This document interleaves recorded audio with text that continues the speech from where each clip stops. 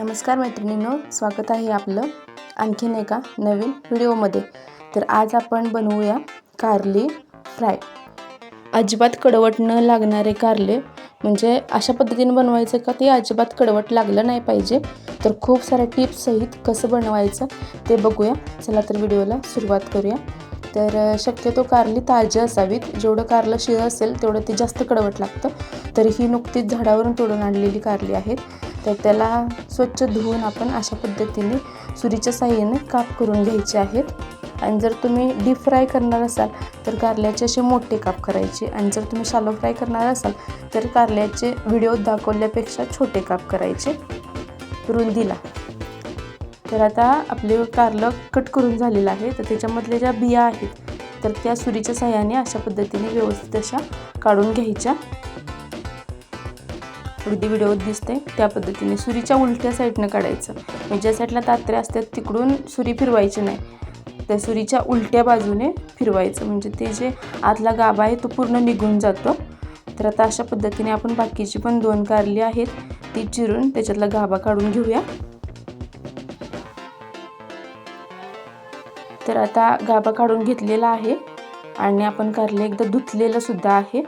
तर आता त्याच्यानंतरची स्टेप आपण घेतलेलं आहे इथं मीठ आणि गव्हाचं पीठ।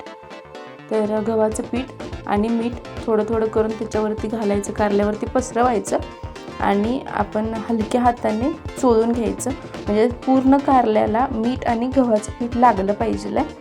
त्यामुळं गव्हामुळं आणि मिठामुळं पाणी सुटतं, त्याचा कडवटपणा निघून जातो। तसंच गव्हामुळं सुद्धा त्याचा जो काही थोडाफार कडवटपणा आहे तो सगळा निघून जातो आणि अजिबात कारलं कडू लागत नाही। एकदा नक्की गव्हाच्या पिठाने कारलं भिजवून बघा। व्यवस्थित असं मीठ आणि गव्हाचं पीठ चोळून झाल्यानंतर त्याला आपण 1-2 तास, जास्तीत जास्त 2 तास, कमीत कमी एक अर्धा पाऊण तास तरी साईडला ठेवून द्यायचं।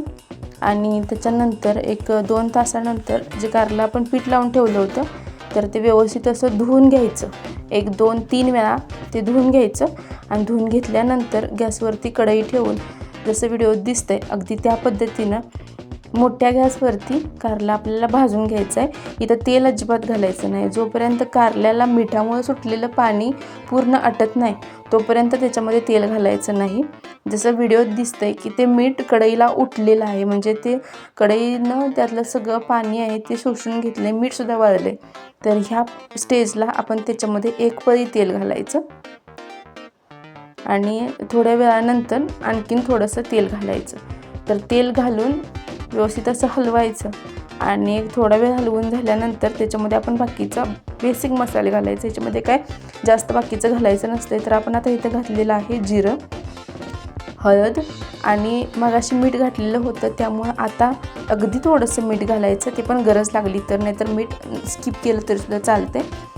तर थोडा वेळ झाकून ठेवायचं आणि झाकून झाल्यानंतर 5-10 मिनिटानंतर उघडून त्याला असं थोड्या वेळाने हलवून घ्यायचं। तुम्ही ह्याला डीप फ्रायसुद्धा करू शकता, पण शक्यतो डीप फ्रायची काय गरज नाही। जसं व्हिडिओत दिसतंय तसं बारीक मोठ्या गॅसवर थोड्या वेळासाठी जरी तुम्ही हे कारलं असं तळून घेतलं तरीसुद्धा एकदम भन्नाट लागतं चवीला। कारल्याचे काठ साईडनं ब्राऊन कलरचे झाले की समजायचं आपलं कारलं तयार आहे। तर हे असंच कारलं एकदा नक्की ट्राय करून बघा।